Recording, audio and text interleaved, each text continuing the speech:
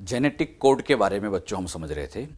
अभी तक हम जेनेटिक कोड की 6 प्रॉपर्टी आपको समझा चुके हैं कि वो 6 प्रॉपर्टी क्या क्या थी। वो प्रॉपर्टी बहुत इंपॉर्टेंट थी, जिसमें हमने जेनेटिक कोड ट्रिपलेट होते हैं, यूनिवर्सल होते हैं, नॉन एम्बिग्युअस असंदिग्ध होते हैं, अतिव्यापित नहीं होते हैं, ऐसी हमने टोटल 6 प्रॉपर्टी समझी थी। तो वो प्रॉपर्टी आप लोग ध्यान रखें। अब बच्चों जेनेटिक कोड में एक बहुत अच्छा इंपॉर्टेंट पॉइंट आता है। जेनेटिक कोड से जब प्रोटीन बनता है, mRNA से जब प्रोटीन बनता है, तो पहला अमीनो एसिड इन 64 कोडोन में से कौन सा वाला होगा जहां से चेन बनना शुरू होती होगी। ये प्रोटीन का बनना हमेशा एक फिक्स कोडोन से ही शुरू किया जाता है। जैसे बच्चों आप इसको ऐसे समझिएगा, जहां से ये फिक्स कोडोन शुरू होगा उस फिक्स वाले कोडोन को यहां पे हम कहेंगे प्रारंभन कोडोन। अब बात आती है प्रारंभन कोडोन कौन होता होगा। आपको समझाने के लिए यहां पर ये mRNA बनाया। अब इस mRNA पर हम ऐसे 3-3 के जोड़े बनाते जाए।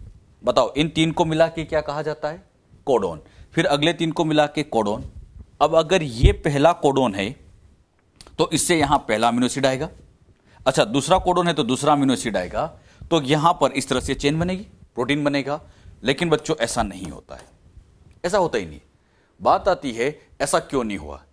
ये जो चेन है, ये चेन इन अमीनो एसिड से या इन कोडोन से शुरू नहीं होती। ये चेन इन कोडोन से शुरू नहीं होती। बात आती है फिर चेन की शुरुआत कौन करेगा। तो बच्चों हमेशा याद रखना कि जब भी यहां पे प्रोटीन बनेगा, शुरुआत करने का काम हमेशा और हमेशा AUG करता है। मतलब इस AUG से यहां पर आकर पहला अमीनो एसिड आएगा।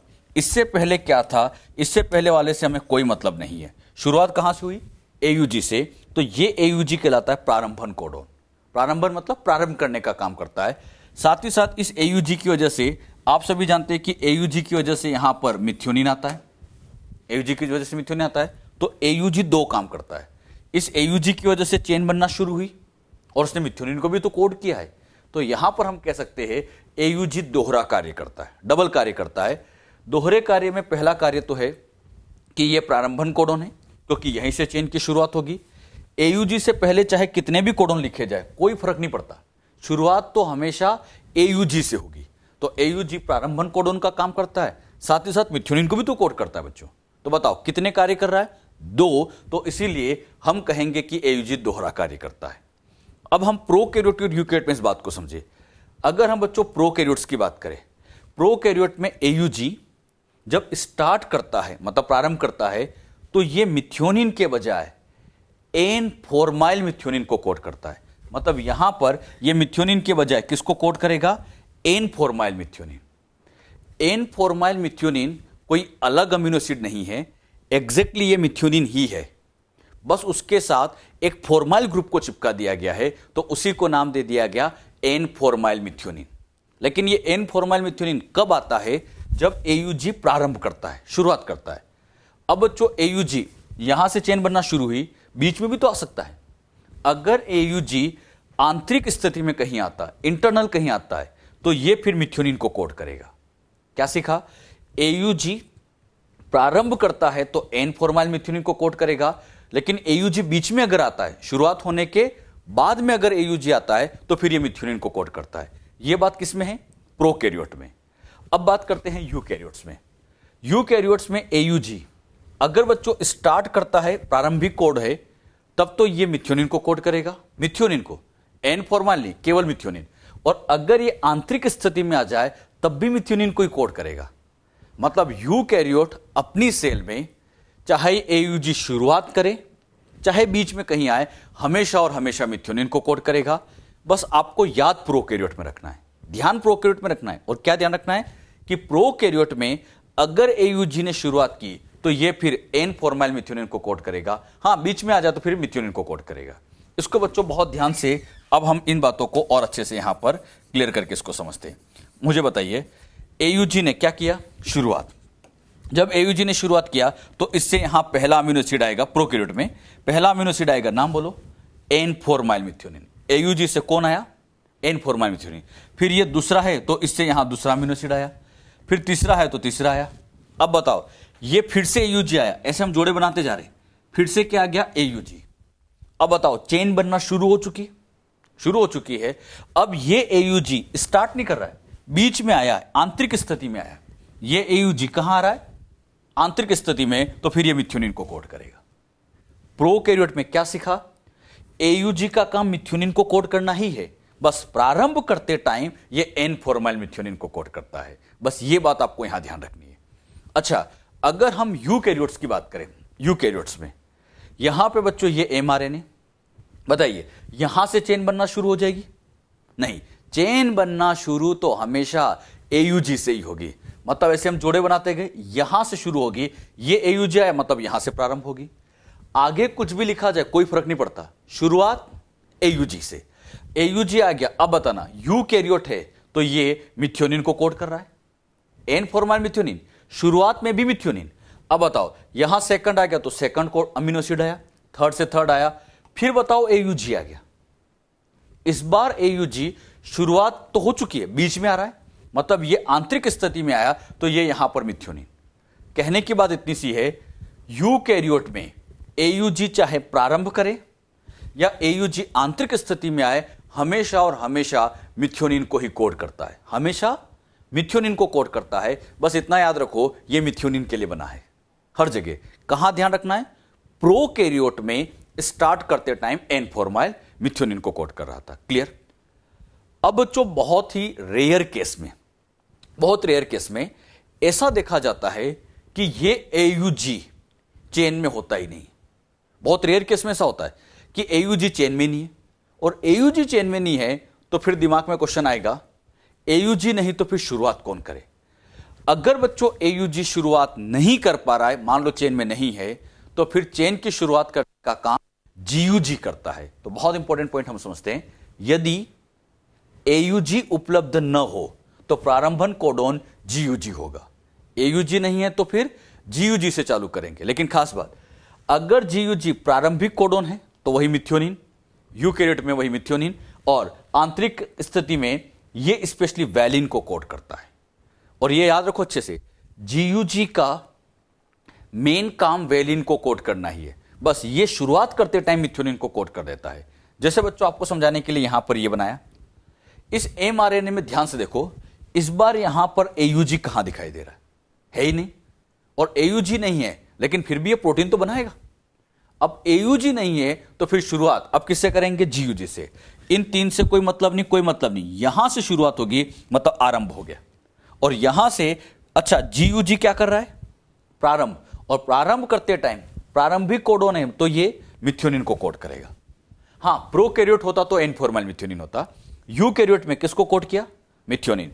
फिर यहां पर अगला कोडोन तो अगला अमीनो एसिड, अगला कोडोन तो अगला अमीनो एसिड, चेन चलती जा रही है। अब बताओ, चेन शुरू हो चुकी है, चेन शुरू हो चुकी है, ये बच्चों यहां पर प्रोटीन बनना शुरू हो चुका है। अब बताना, यहां जीयूजी, फिर से जीयूजी आ रहा है, स्टार्ट कर रहा है या बीच में आ रहा है? हां, ये आंतरिक स्थिति में आ रहा है, इनसाइड आ रहा है, और आंतरिक स्थिति में आ रहा है तो ये वैलिन को कोड करेगा। बात समझ में? आंतरिक स्थिति में तो वैलिन को ही कोड करता है। अगर मैं यहां पर फिर से सिखाने के लिए, अगर मैं फिर से यहां जीयूजी लिख देता तो फिर से वैलिन आएगा। मतलब जीयूजी का मेन काम वैलिन को कोड करना ही होता है, बस स्पेशली शुरुआत अगर मान दो उसने किसी केस में की है तो फिर वो मिथ्योनिन कोड करेगा। कुछ नहीं कहा, क्वेश्चन आ गया, जीयूजी का सामान्य कार्य किसको कोड करना है? क्या बताओगे? वैलिन। हां, क्या जीयूजी मिथ्योनिन को कोड कर सकता है? तो बहुत ही रेयर केस में ऐसा करता है, जब एयूजी उपलब्ध ना हो तब ये जीयूजी स्टार्ट करते टाइम मिथ्योनिन को कोड कर सकता है। बात समझ में? ये बच्चों हमने स्टार्टिंग कोडोन के बारे में इतनी बातें सीखी। क्या सीखा एक बार फिर से बताता हूं। बताइए, शुरुआत हमेशा एयूजी से होती है, एयूजी ही चेन बनना शुरू करता है, चाहे प्रोकैरियोट हो चाहे यूकैरियोट हो। हां, प्रोकैरियोट में ये एन फॉर्माइल मिथ्योनिन को कोड करेगा शुरू में, यूकैरियोट में तो हर जगह मिथ्योनिन मिथ्योनिन आता है। लेकिन एयूजी उपलब्ध ना हो तो फिर ये जीयूजी से चेन बनाना चालू कर सकते हैं। अच्छा, यहां से बच्चों अब चेन बनना शुरू हो गई, ये चेन बनती जाएगी। बात आती है कहां तक बनाते जाए, मतलब ये ऐसे बनती जाएगी चेन, प्रोटीन बनता जाएगा, जहां ये आरएनए होगा वहां से नीचे गिर जाएगा। तो फिर बात आती है कि कहीं ना कहीं रोकना तो पड़ेगा। चेन यहां से शुरू हुई तो आगे जाके कहीं ना कहीं प्रोटीन बनना रुकेगा तो सही। बात आती है रोकने का काम कैसे किया जाए। तो इस रोकने के लिए यहां पर कुछ समापन कोडोन काम करते हैं। समापन कोडोन, जिसको हम कह सकते हैं स्टॉप कोडोन, नॉनसेंस कोडोन या टर्मिनेशन कोडोन। स्टॉप कोडोन कहो, नॉनसेंस कहो, टर्मिनेशन कहो, बात एक ही है, ये सब बातें एक ही है। आपको समझाने के लिए बच्चों ये एक mRNA बनाया, क्लियर। अब यहां से AUG से चेन बनना शुरू हुई, मतलब यहां से चेन बनना प्रारंभ हो गया, यहां से चेन बनना प्रारंभ होगी, मतलब अमीनो एसिड आते जाएंगे, क्लियर। अब ये चेन बनना जब यहां से शुरू होगी, पॉलीपेप्टाइड चेन बनना शुरू हुई, पहला अमीनो एसिड आया, फिर यहां पर ऐसे दूसरा आया, फिर यहां तीसरा आया, ऐसे चेन बनती जा रही है। जब ये चेन बनती जाएगी, चौथा आया, तो ये चेन कहीं ना कहीं रुकेगी तो सही, और इसको रोकने के लिए फिर यहां स्पेशल कोडोन काम आया जिसका नाम था UAG, और यही UAG कहलाता है समापन कोडोन।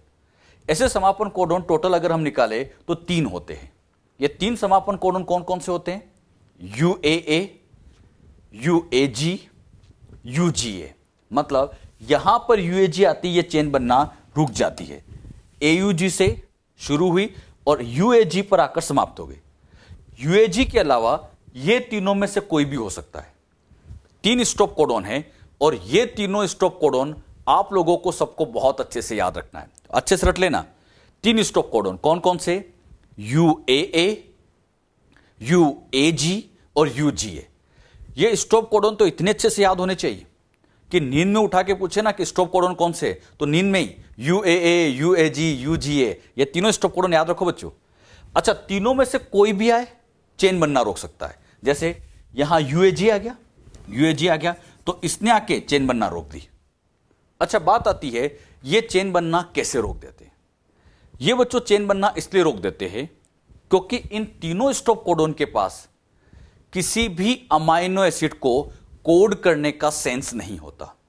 इनके पास किसी भी अमाइनो एसिड की सूचना नहीं होती।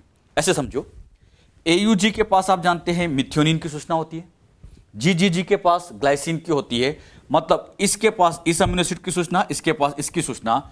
समापन कोडोन की वजह से कोई भी अमाइनो एसिड नहीं आता, इनके पास किसी भी अमाइनो एसिड की सूचना होती ही नहीं, और जब अमाइनो एसिड की सूचना नहीं होती है तो अगला अमीनो एसिड नहीं आएगा, तो चेन बनना बंद हो जाएगी। तो ये चेन बनना इसलिए बंद करा देते हैं क्योंकि इनके पास किसी भी अमाइनो एसिड का सेंस नहीं होता। कोई अमीनो एसिड को कोड नहीं करते, किसी का सेंस नहीं है, और सेंस नहीं है इसलिए तो नाम लिखा नॉन सेंस। किसी का सेंस नहीं है तो क्या नाम दे दिया गया बच्चों? नॉन सेंस, या इसी को हम कह सकते हैं टर्मिनेशन कोडोन। ये तीनों नाम याद रखना है। अच्छा, UAA को हम ओकर, इसको अंबर और इसको ओपल नाम से भी जानते हैं, लेकिन आप तो ये 3 नाम जो है UAA, UAG, UGA, यही आप अच्छे से याद रखें। एक बात मुझे बताओ, AUG के पास आप सभी जानते हैं क्या मिथ्योनिन का सेंस होता है? मिथ्योनिन का सेंस होता है, सभी जानते होता है। अच्छा, यहां पर जब मिथ्योनिन आएगा तो इस मिथ्योनिन को लाने के लिए यहां पे बच्चों ऐसे एक RNA जुड़ता था, बोलो इसका नाम। हाँ, यहां एक RNA जुड़ता था, उस RNA का नाम सभी जानते हो, tRNA। उस tRNA पर A का कॉम्प्लीमेंट U, A, C, ऐसे यहां tRNA आके जुड़ता था।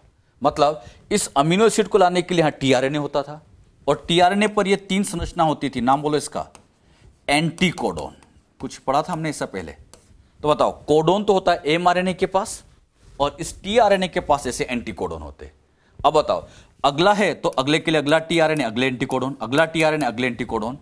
अब यहां बताओ, यहां पर किसी भी अमीनो एसिड का सेंस नहीं है, तो इनका कोई tRNA भी नहीं होता, इनका कोई tRNA भी नहीं होता, क्योंकि ये किसी भी अमीनो एसिड को कोड नहीं करते, अमीनो एसिड को ट्रांसफर ही नहीं करना है, तो इनका कोई भी tRNA नहीं होता, और tRNA नहीं होता तो एंटी कोडोन भी नहीं होते।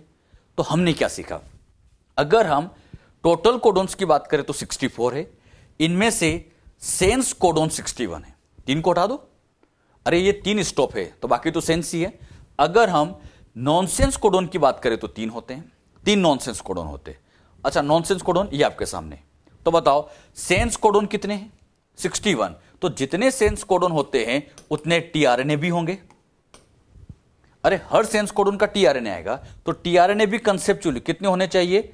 तो यहां पे अगर हम tRNA की बात करें तो यहां बच्चों कंसेप्चुअली tRNA भी 61 होने चाहिए, tRNA 61 होना चाहिए। तो बताओ 64 में से 61 के tRNA, इन 3 के tRNA नहीं होते, तो अगर tRNA आपसे पूछे तो 61 टाइप के होते, और जितने टाइप के tRNA होते हैं उतने ही टाइप के यहां पर हम कह सकते हैं एंटीकोडोन्स होंगे। जितने टाइप के टीआरएनए होंगे उतने ही टाइप के एंटीकोडॉन्स होंगे। तो एंटीकोडॉन अगर मैं यहां पर आपसे पूछता तो एंटीकोडॉन भी 61 होते हैं, एंटीकोडॉन 61 होते हैं, क्योंकि जितने टीआरएनए उतने एंटीकोडॉन है। तो क्वेश्चन बनता है स्टॉप कोडॉन के कोई एंटीकोडॉन नहीं होता क्योंकि टीआरएनए नहीं है। अरे जब स्टॉप कोडॉन का टीआरएनए नहीं है तो एंटीकोडॉन भी नहीं होगा।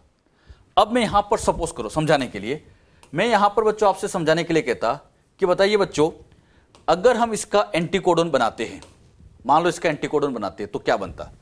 यू का कॉम्प्लीमेंट्री ए का यू, इसी तरह से इसका बनाओ ए यू सी, इसका बनाओ ए सी और यहां पे यू, और ये जो तीन बनाए A U C A C U, ये एंटीकोडॉन कभी नहीं पाए जाते।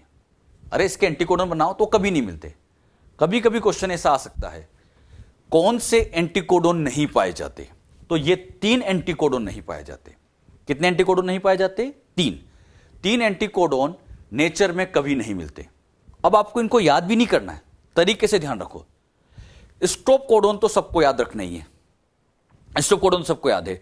स्टॉप कोडॉन के उसी टाइम एंटीकोडॉन बना लो, स्टॉप कोडॉन के उसी टाइम एंटीकोडॉन बना लो और कह दो कि ये एंटीकोडॉन नेचर में कभी भी नहीं पाए जाते। अरे बात समझ में? तो हमने जो बातें समझी, अब मैं आपसे पूछता हूं, सबको अच्छे से आंसर आना चाहिए। स्टार्टिंग कोडॉन कौन सा है? Very good, AUG. Starting codon AUG.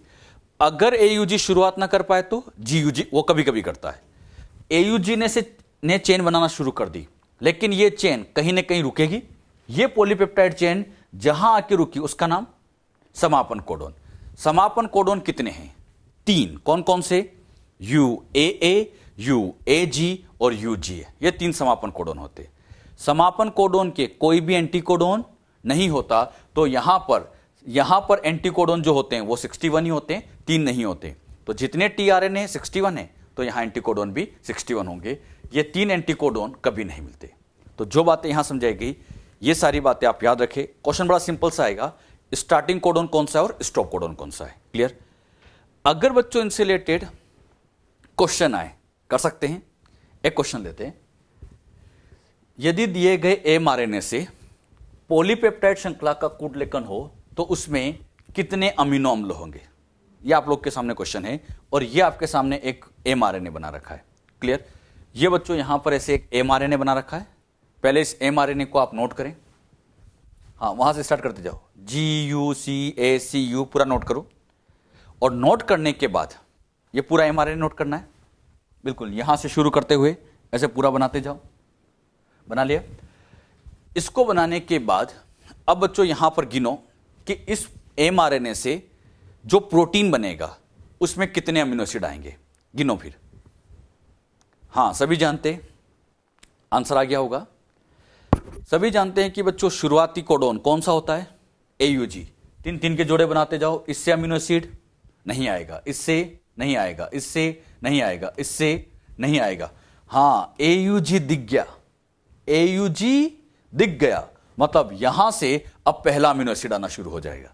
फिर बच्चों यहां से दूसरा आने लग जाएगा, यहां से तीसरा आने लग जाएगा, यहां से चौथा आ गया, यहां से पांचवा आ गया, यहां से छठा आ गया। ये चेन बनती जा रही है, पॉलीपेप्टाइड चेन बनती जा रही है। कहां से शुरू किया? AUG से। चलते गए चलते गए चलते गए चलते गए, अब यहां देखो UGA आ गया। बताओ कौन सा कोडॉन है? Very good, UGA stop codon है। और जब ये स्टॉप कोडॉन है तो यहां पर चेन बनना बंद हो गई। यहां चेन बनना बंद हो गई तो बताओ कितने आ गए? इससे 1, इससे 2, इससे 3, इससे 4, इससे 5, इससे 6। क्या आंसर आएगा? 6। तो हम कहेंगे इस एमआरएनए से जो पॉलीपेप्टाइड चेन बनेगी उसमें 6 अमाइनो एसिड आएंगे, 6 अमीनो एसिड आएंगे। अब बताओ आरएनए से अगर प्रोटीन बने, आरएनए से प्रोटीन का बनना यह कहलाता है ट्रांसलेशन। ट्रांसलेशन, अनुवादन हिंदी में कहें। आरएनए से प्रोटीन का बनना, ऐसे पॉलीपेप्टाइड का बनना, यह ट्रांसलेशन है। यहां से बच्चों चेन बनना शुरू हुई, यहां खत्म हो गई।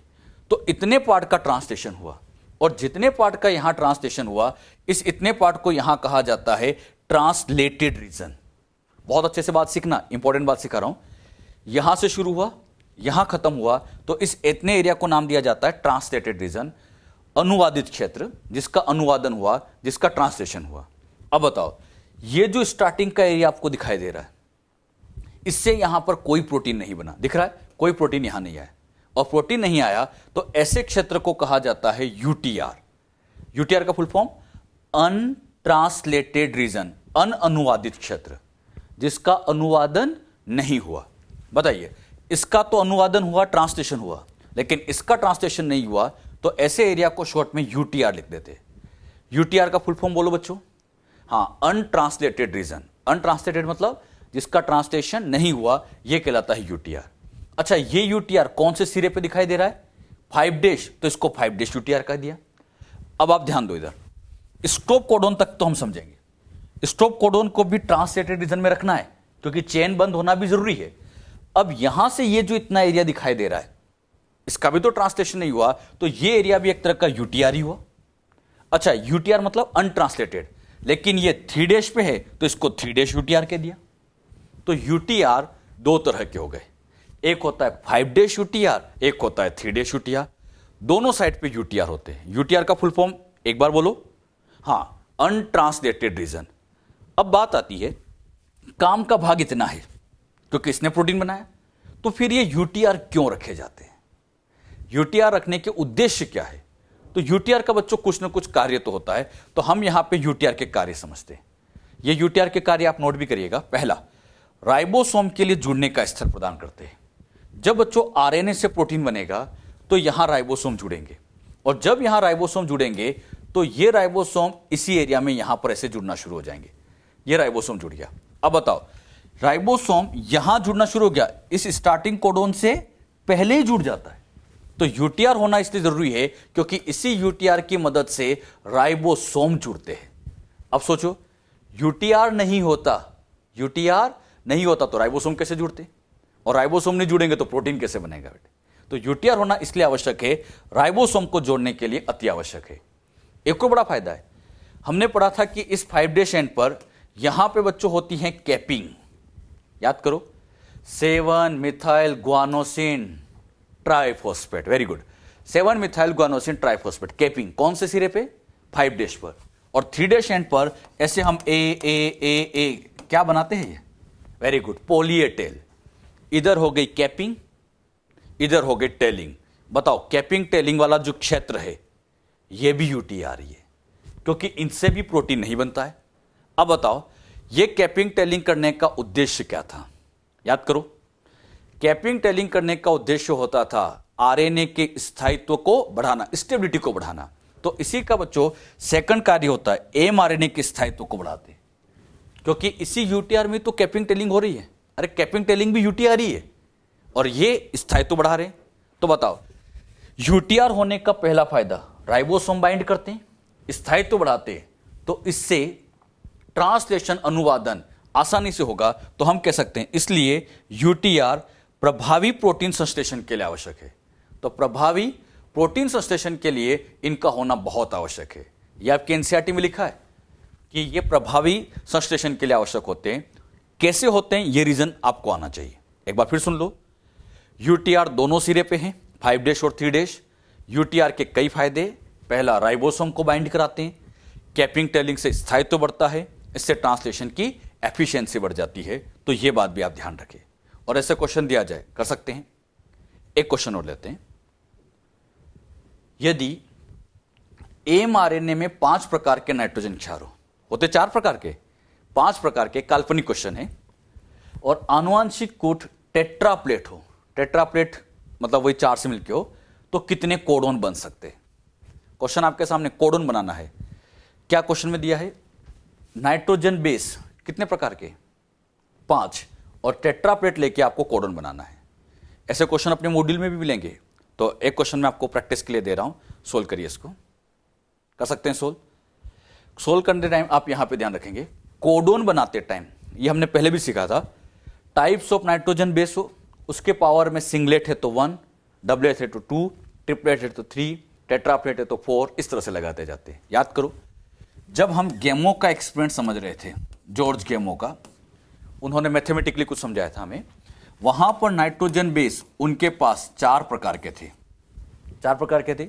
वो क्या करते थे, सिंगलेट होता था तो 4 की पावर में 1 लगा देते थे। डबलेट में बताओ क्या करते थे, 4 की पावर में 2 लगा देते थे। ये 4 क्या है, नाइट्रोजन बेस। सिंगलेट है तो 1, डबलेट है तो 2। तो उसी तरह से फॉर्मूला बनाया गया है कोडोन निकालने के लिए। ये तो हो गए टाइप ऑफ नाइट्रोजन बेस, जैसे यहां 4 है और पावर में 1 2 3 4 ऐसे लगाते जाएंगे। इस क्वेश्चन में नाइट्रोजन बेस कितने प्रकार के, 5, और ये टेट्राप्लेट है तो क्या करेंगे, यहां हम लिख सकते हैं 5 और उसकी पावर में 4। अरे 5 प्रकार के नाइट्रोजन बेस है, 5 प्रकार के नाइट्रोजन बेस है, टेट्राप्लेट तो पावर में 4 लगाओ, सोल्व करो 625 कर सकते हैं। बस ये फॉर्मूला आप ध्यान रखें, type of nitrogen base, power में 1 2 3 4 ऐसे लगाते जाएंगे। क्लियर। एक क्वेश्चन और नोट करिएगा, यदि एमआरएनए में 5 प्रकार के नाइट्रोजन क्षारक उपस्थित हो, 5 प्रकार के नाइट्रोजन क्षार हो और प्रोटीन संश्लेषण के लिए 400 प्रकार के अमीनो अम्ल उपलब्ध है। कितने प्रकार के, 400। तो ऐसी स्थिति में सभी अम्लों के कूट लेखन के लिए न्यूनतम कितने नाइट्रोजन क्षार आवश्यक होंगे, सोल्व करिए। हां, पहले क्वेश्चन को लिखो अच्छे से, फिर सोल्व करो। और सोल्व करते टाइम गेमो की तरह दिमाग लगाना है। गेमो के पास हमने एक चैलेंज दिया था, याद करो। गेमो के पास थे नाइट्रोजन बेस 4 और अमीनो एसिड थे 20। ये चैलेंज था और सारे के सारे 20 कोड करवाने थे। यहां मैंने आपको चैलेंज क्या दिया है, नाइट्रोजन बेस तो दे दिए 5 प्रकार के और अमीनो एसिड दे दिए 400 प्रकार के, और आपसे कहा गया कि इन सबको कोड करना है। ये आपको चैलेंज दिया, मतलब नाइट्रोजन बेस मैंने कर दिए 5 और ये कर दिए 400। ये आपको टारगेट दे दिया। कर सकते हैं सोल्व, गेमो की तरह हम दिमाग लगाते हैं। यहां बच्चों इसको सोल्व करने के लिए ये हमने वही सबसे पहले सिंगलेट का कंसेप्ट लिया। सिंगलेट का मतलब 5 की पावर 1। अरे नाइट्रोजन बेस 5 है, वहां 4 की पावर 1 लिया था, या 5 की पावर 1 लेंगे क्योंकि 5 नाइट्रोजन बेस है। कुल कोडोन बने 5, कोडित कितने हो गए, 5। 400 में से, इन 400 में से केवल 5 कोड हुए, तो बताओ कितने बच गए, 395 बच गए। शेष अमीनो अम्ल इतने बच गए। तो ये सिंगलेट का कंसेप्ट सही या गलत?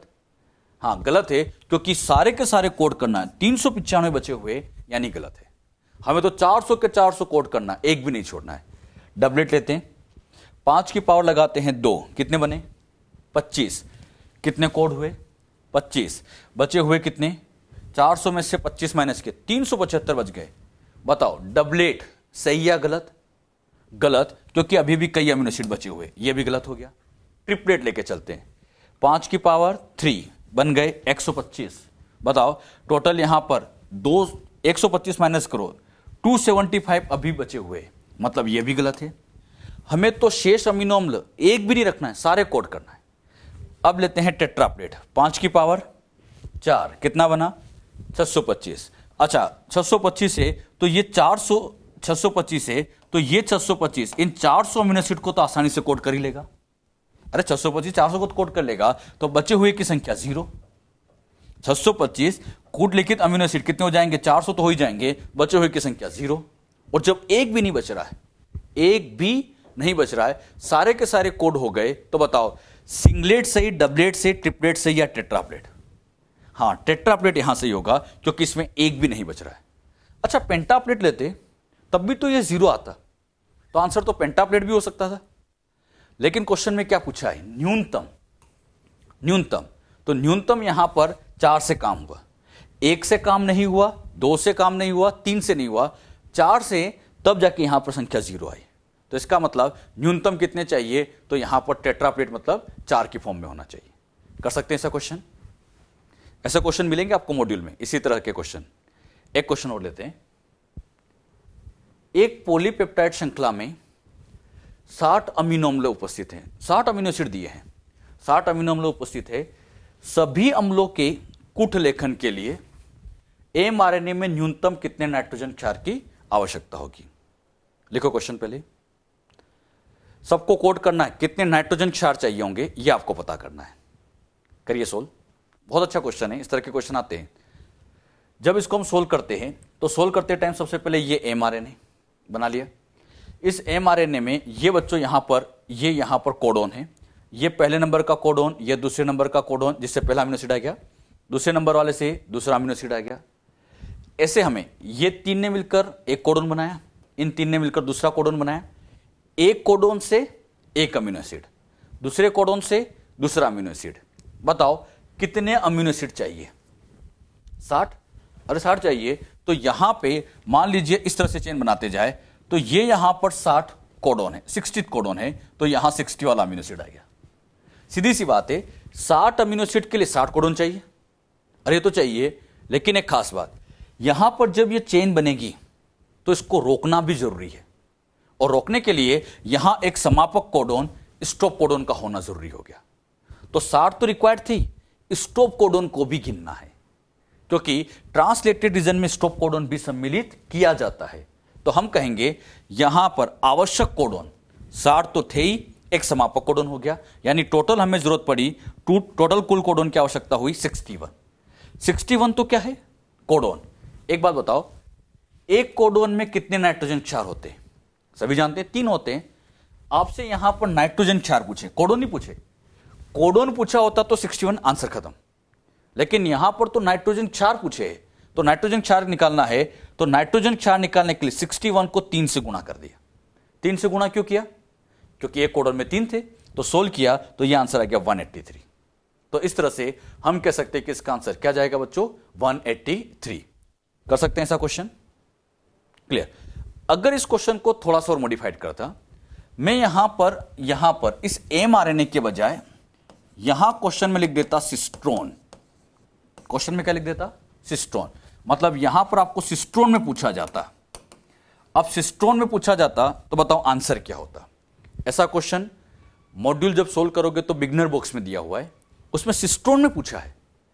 अगर क्वेश्चन में सिस्ट्रोन दिया है तो यह ध्यान रखना बच्चों, सिस्ट्रोन का मतलब होता है डीएनए का भाग, डीएनए का भाग होता है वो। और डीएनए का भाग कैसा होता है? Double strand. अरे डबल स्ट्रैंड होता है। अब यहां पे बताओ, यहां अगर डबल स्ट्रैंड लिया जाए तो इस स्ट्रैंड में तो हो गया 183।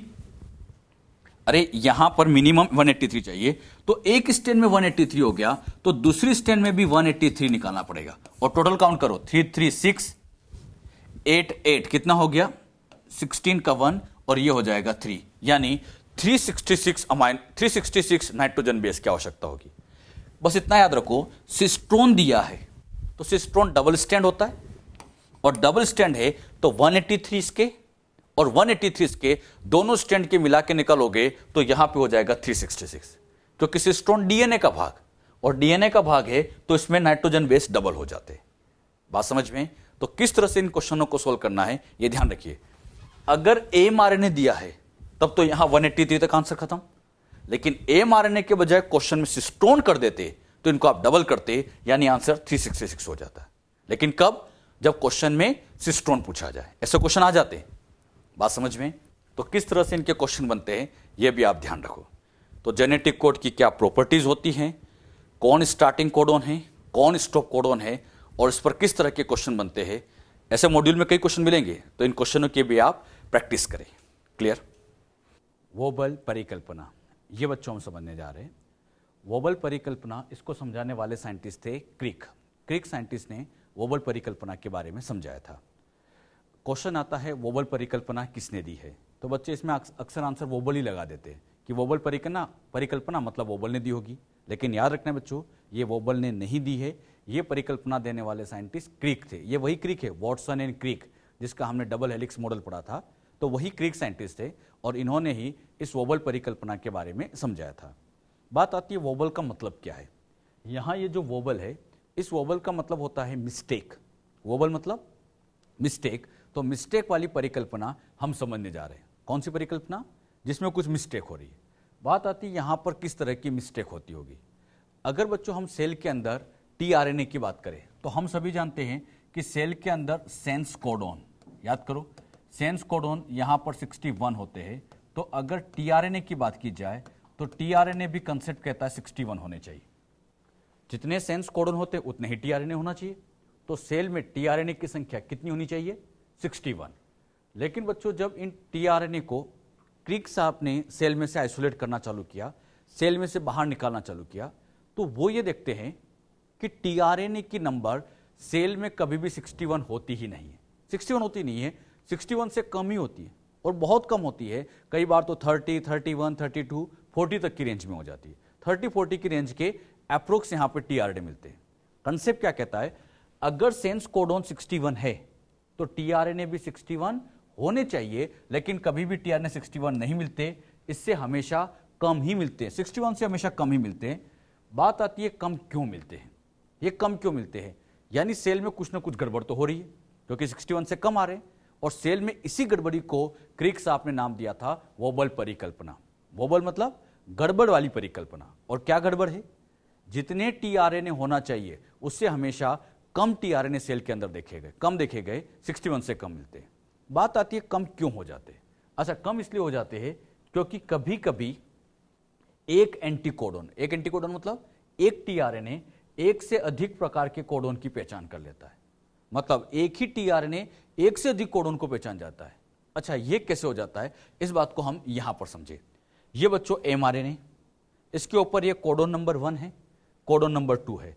कोडोन 1 यूयूसी है, जबकि कोडोन 2 यूयूयू है। बताओ, दोनों कोडोन अलग अलग है। अच्छा, 2 कोडोन है, यहां पर अगर कोडोन की संख्या में लिखता हूं 2 है, कोडोन 2 है, तो आप ही बताओ टीआरएनए कितने होने चाहिए। अच्छा, 2 कोडोन है तो इसका टीआरएनए अलग, उसका अलग, तो 2 टीआरएनए होना चाहिए। कंसेप्ट तो ये कहता है 2 कोडोन है तो 2 टीआरएनए होना चाहिए। लेकिन यहां पर हुआ क्या, यहां पे बच्चों ये टीआरएनए आया, ये जो आया है ये एग्जैक्टली क्या आ गया, टीआरएनए। ये टीआरएनए आया। अब ये टीआरएनए के ऊपर एंटीकोडोन है। इस एंटीकोडोन का काम था कोडोन को पहचानना। और जब इसने कोडोन को पहचाना तो पहचान करते टाइम इसका पहला लेटर इसके पहले लेटर को पहचानता है। मतलब इसका ए तो इसके यू को पहचानेगा। इन दोनों के बीच में सबसे पहले जान पहचान हुई। बताओ, इसका ए ने इसके यू को पहचाना, फिर इसका लेटर इसके लेटर को पहचानेगा। ध्यान रखना, पहले वाले में पेयरिंग होती है। ये जो पहली वाली पेयरिंग होती है बहुत ही टाइम कंज्यूमिंग होती है, इसमें टाइम ज्यादा लगता है और इसमें पहचान बहुत ही विशिष्ट होती है। ए है तो बस वो यू को ही पहचानेगा, कोई दूसरा होता तो पहचान नहीं पाता। तो पहले इनकी पहचान हुई, बहुत टाइम लगता है, विशिष्ट पहचान होती है। उसके बाद इसका दूसरा लेटर इसके दूसरे लेटर को पहचानेगा। मतलब इस ए ने इस यू को पहचाना, ये दूसरे की पहचान हुई। दूसरे की पहचान थोड़ी फास्ट होती है। अच्छा, अब इसका तीसरा लेटर इसके तीसरे लेटर को पहचानेगा। यहां पर ये तीसरे ने तीसरे को पहचाना, लेकिन याद रखना बच्चों, ये पेयरिंग तीसरी वाली बहुत फास्ट होती है। तीसरी वाली पेयरिंग बहुत फास्ट होती है और ये इतनी फास्ट होती है कि कई बार यहां पर ये करेक्ट नाइट्रोजन बेस को नहीं पहचान पाता। कई बार इतनी फास्ट होती है। तो तीसरी वाली पेयरिंग बहुत फास्ट होती है और फास्ट होने के चक्कर में ये इतनी विशिष्ट नहीं होती। कई बार ये गड़बड़ कर बैठती है। कैसे गड़बड़ करती है समझेगा। इस टीआरएनए ने इस कोडोन को पहचाना, बहुत अच्छी बात है, वाकई में पहचान होनी भी चाहिए। लेकिन यही टीआरएनए अब इस कोडोन को भी पहचान सकता है। कैसे? इसके पहले लेटर ने इसके पहले लेटर को पहचाना, ये पेयरिंग सबसे ज्यादा विशिष्ट होती है, टाइम भी लगता है।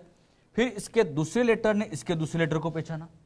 अब बताओ, तीसरी वाली पेयरिंग हमने क्या कहा, फास्ट होती है और फास्ट होने के चक्कर में कई बार ये मिस्टेक कर लेती है, कई बार ये गलती कर लेती है। आप बताओ, जी का काम सी को पहचाना था, जी का पूरक सी होता है, लेकिन यहां पर ये जी फास्ट पेयरिंग के चक्कर में गलती से यू को भी पहचान जाता है, यहां मिस्टेक कर देता है। और ये मिस्टेक क्यों कर देता है, हमने क्या सीखा, ये पेयरिंग फास्ट होती है, जल्दबाजी में होती है और इस वजह से ये गड़बड़ हो जाती है। तो अब यहां देखो, कोडोन कितने हैं, 2, बिल्कुल सही, कोडोन 2 है। तो टीआरएनए इसका अलग होना चाहिए था, इसका अलग होना चाहिए था, लेकिन यहां तो यही टीआरएनए, यही एंटीकोडोन इसको भी पहचान गया और इसको भी पहचान गया। मतलब 2 टीआरएनए के बजाय यहां एक से ही काम हो गया।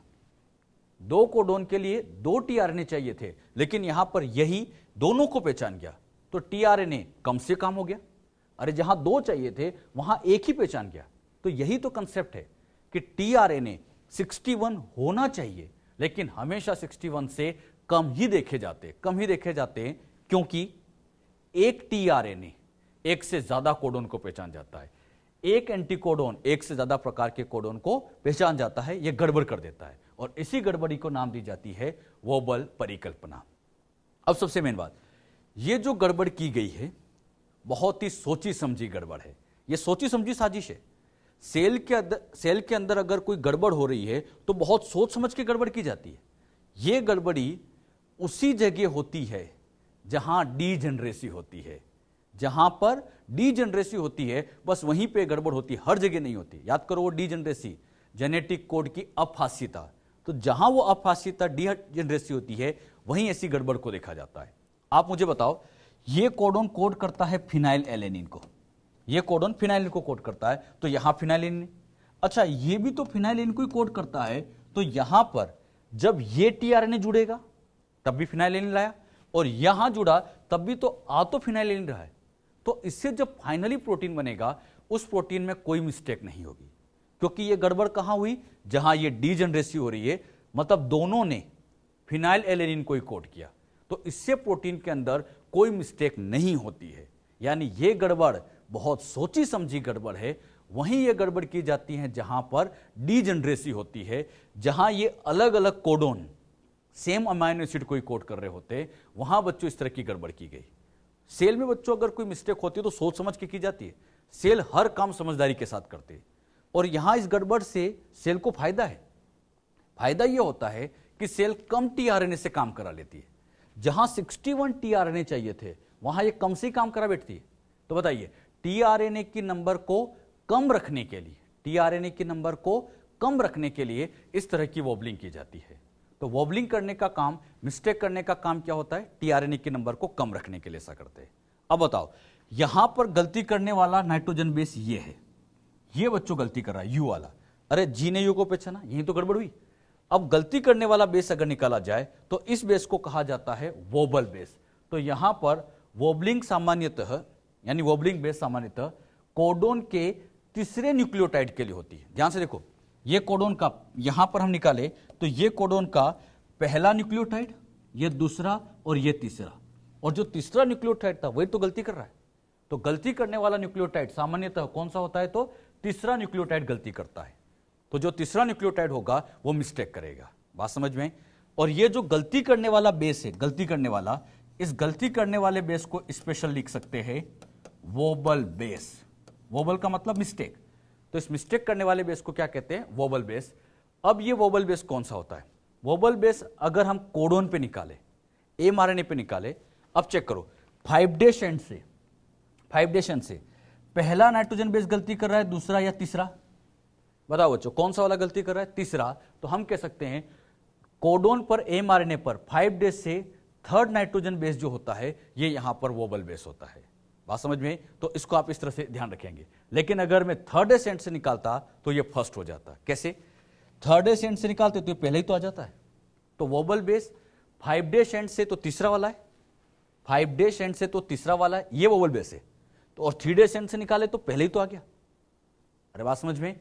कुछ नहीं कहा जाए तो हमें हमेशा 5 डेज एंड से ही बताना है। कौन से 5 डेज एंड? मतलब आपको आंसर हमेशा थर्ड न्यूक्लियोटाइड को ही बताना है कि कोडोन का थर्ड वाला गड़बड़ करता है, क्योंकि कुछ नहीं कहा जाए तो हमेशा 5 डेज एंड से ही हम नेमिंग देंगे। बात समझ में बेटे? तो जितना कुछ यहां वोबलिंग के बारे में समझाया है एक बार फिर सुन लो, क्या हमने सीखा। बताइए, वोबल परिकल्पना किसने दी? पहला क्वेश्चन यही आता है। वोबल परिकल्पना देने वाले वैज्ञानिक थे क्रिक। क्रिक से आपने क्या देखा, जितने टीआरएनए होना चाहिए सेल में उससे हमेशा कम ही मिलते हैं। कितने होने चाहिए? 61, लेकिन उससे कम मिलते हैं, क्योंकि एक ही टीआरएनए एक से ज्यादा कोडोन को पहचान जाता है। और क्यों पहचान जाता है? क्योंकि इस तीसरे वाले ने यहां पर मिस्टेक कर दी। अच्छा, यह मिस्टेक इसलिए हो जाती है क्योंकि तीसरी वाली पेयरिंग बहुत फास्ट होती है और यहां गलती हो जाती है। लेकिन गलती सोची समझिए, क्योंकि इससे प्रोटीन पर कोई फर्क नहीं पड़ता, और इस गलती करने वाले बेस का नाम दिया गया वोबल बेस, जो कि तीसरा होता है। 5 डेज एंड से तीसरा होता है। जो बात यहां पर सिखाई गई, क्लियर हुई बेटे? तो ये हमने वोबलिंग क्या होता है उसके बारे में सीखा। नेक्स्ट पॉइंट, अब बच्चों यहां पे हम लेते हैं मोनोसिस्टोनिक जीन। मोनोसिस्टोनिक क्या होता है? मोनोसिस्टोनिक जीन मतलब जब ऐसा एमआरएनए, मोनोसिस्टोनिक एमआरएनए, ऐसा एमआरएनए जिसमें केवल एक ही पॉलीपेप्टाइड का संकेत होता है, जिसके पास एक पॉलीपेप्टाइड बनाने की सूचना होती है, उसी को कहा जाता है मोनोसिस्टोनिक। एक बार फिर सुनना, मोनोसिस्टोनिक का मतलब जिसके पास केवल एक पॉलीपेप्टाइड की सूचना है, उसी को हम मोनोसिस्टोनिक कहते हैं। क्लियर? इसका एग्जांपल आता है यूकैरियोट्स में। यूकैरियोट्स में मोनोसिस्टोनिक कंडीशन होती है। कैसे होती है, अब इस बात को आप ध्यान समझिएगा। ये बच्चों यहां पर मैंने जीन को बनाया, यहां पर आप देख भी रहे, यहां से लेके यहां तक ये पूरी जीन है। अब इस जीन से ये बन गया mRNA। अरे जीन से ट्रांसक्रिप्शन हुआ, mRNA बना।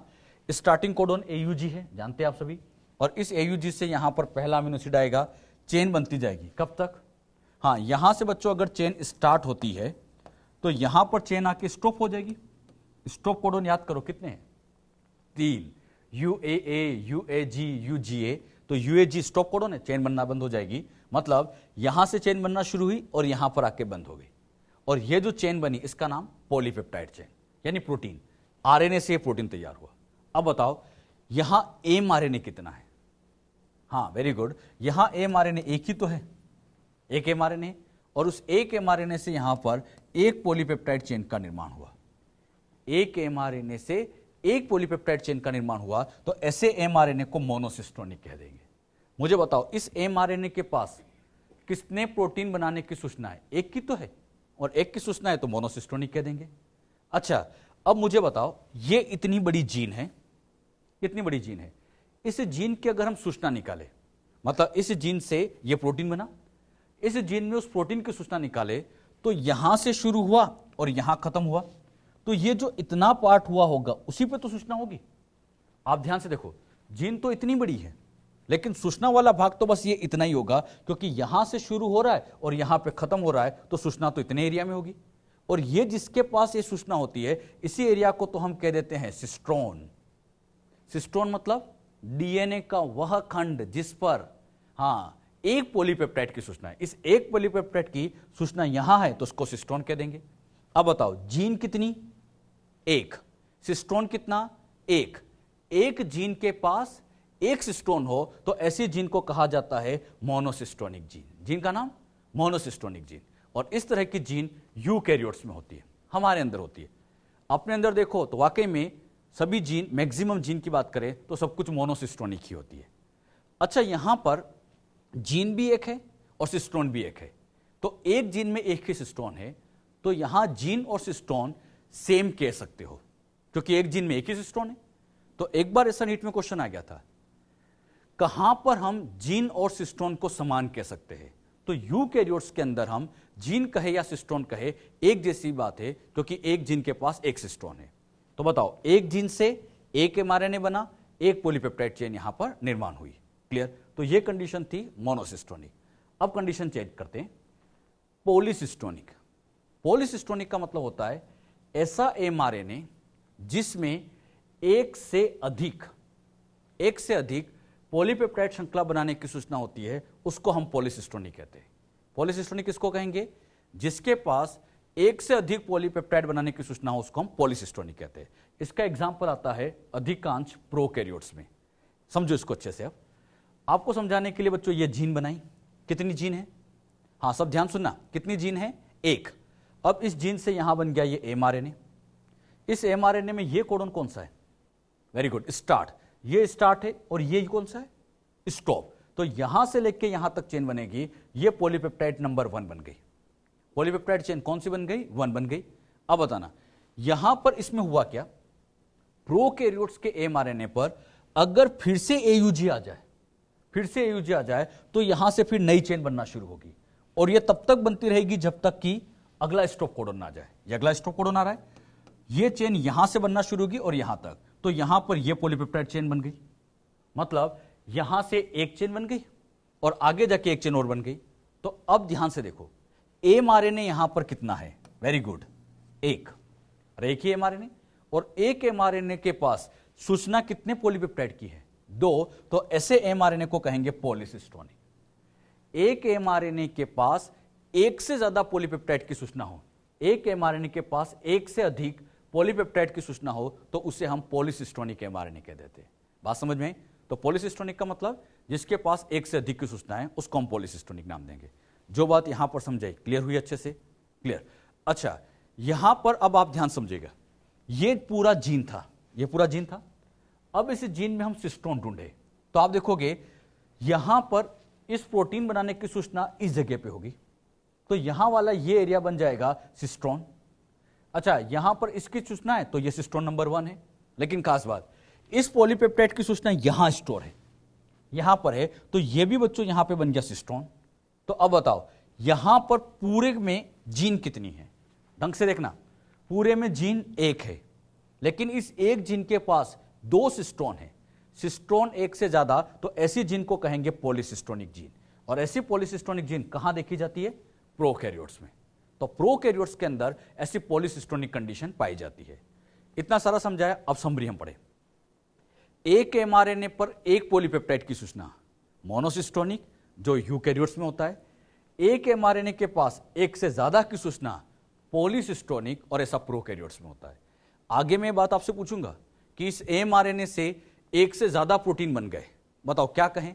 यस, पॉलीसिस्टोनिक। एक से ज्यादा बन गए मतलब पॉलीसिस्टोनिक हो गया। तो मोनोसिस्टोनिक क्या होता है, पॉलीसिस्टोनिक क्या होता है, ये बातें हमने सीखी। नेक्स्ट पॉइंट, अब हम समझने जा रहे हैं सेंट्रल डोग्मा। नेक्स्ट पॉइंट जो हम समझेंगे ये बच्चों सेंट्रल डोग्मा। सेंट्रल डोग्मा, इसको समझाने वाले साइंटिस्ट थे क्रिक। सेंट्रल डोग्मा को भी क्रिक साइंटिस्ट ने ही प्रतिपादित किया था, उन्होंने इसके बारे में समझाया था।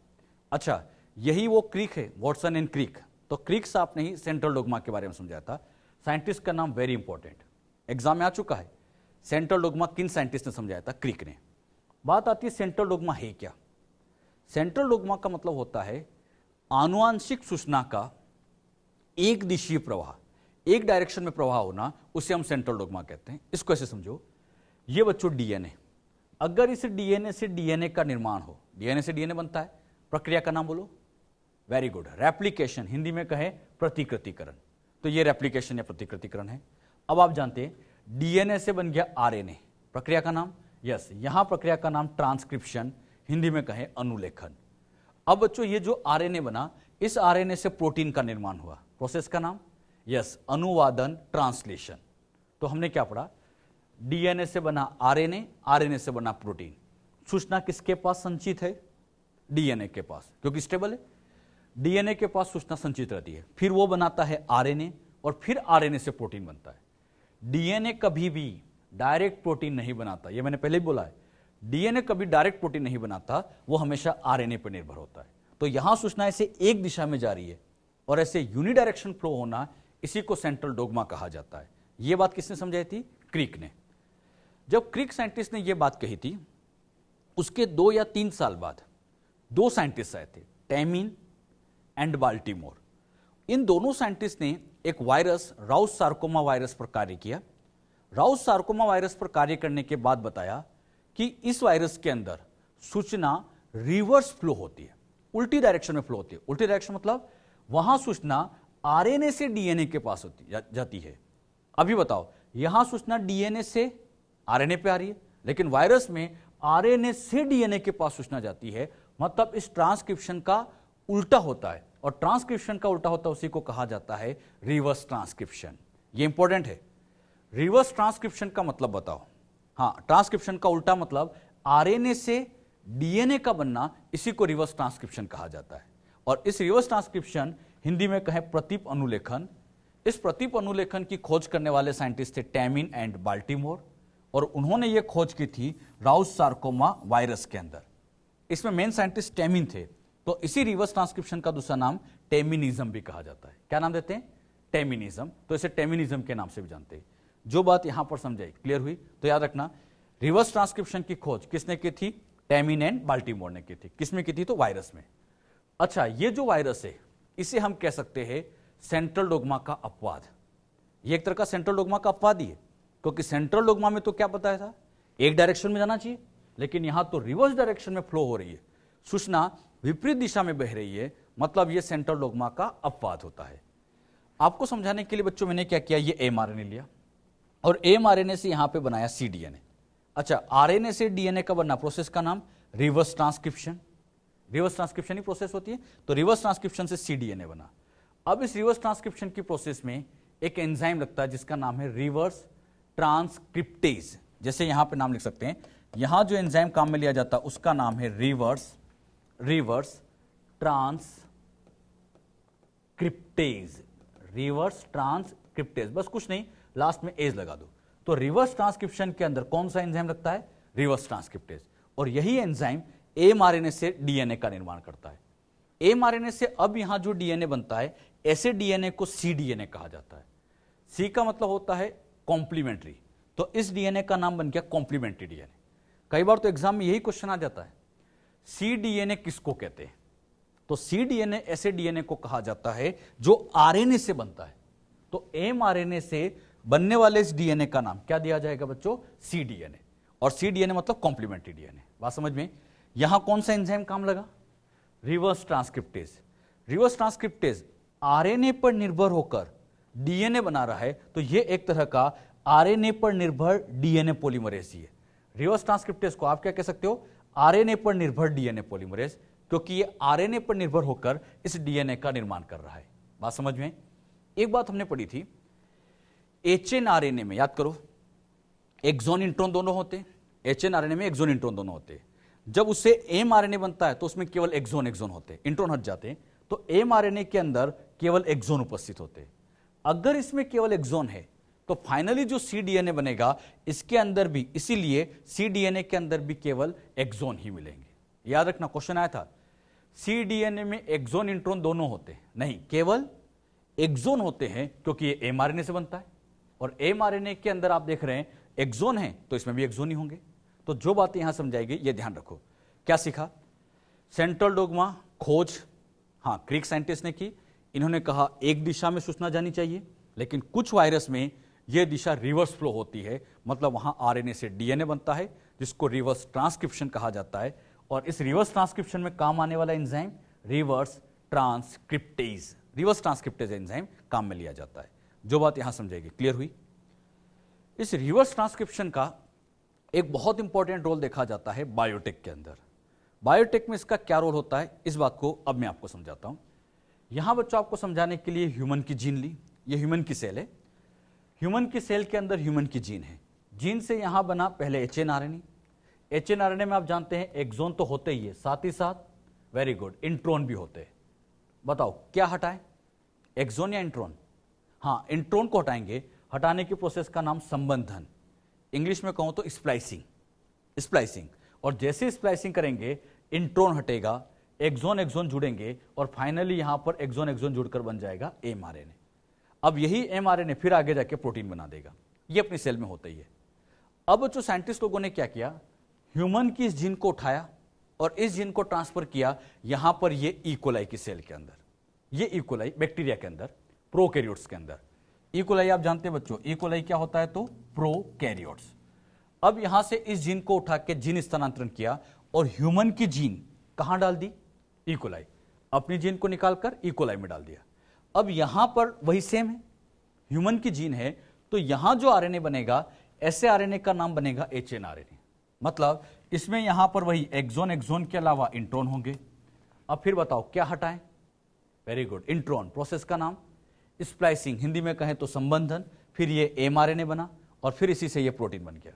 तो बताइए क्या इकोलाई में ये प्रोटीन बन जाएगा? नहीं बनेगा। इकोलाई में ये प्रोटीन नहीं बनेगा। बताओ क्यों नहीं बनेगा? वेरी गुड, प्रोटीन इसलिए नहीं बनेगा क्योंकि प्रोकैरियोट में स्प्लाइसिंग होती ही नहीं है। हमने पढ़ा था प्रोकैरियोट में स्प्लाइसिंग एब्सेंट होती है, और स्प्लाइसिंग नहीं है तो एमआरएनए नहीं बनेगा, तो प्रोटीन बनने का तो सवाल ही नहीं। यानी यहां एक सबसे बड़ी प्रॉब्लम स्प्लाइसिंग की आ जाती है। यानी अपनी जीन उठा के इकोलाई में डाल तो दी, लेकिन काम नहीं कर रही है, स्प्लाइसिंग का चक्कर आ गया। अब बच्चों इस स्प्लाइसिंग से बचना है, स्प्लाइसिंग से तो बचना पड़ेगा। तो साइंटिस्ट लोगों ने अब क्या सजेशन निकाला? उन्होंने कहा कि क्यों ना सेल में से सबसे पहले जीन को मत निकालो, सेल में से सबसे पहले एमआरएनए निकालो। ये एमआरएनए यहां पर बाहर निकाल दिया, और इस एमआरएनए से, अच्छा एमआरएनए तो केवल एक्सॉन एक्सॉन है, क्लियर?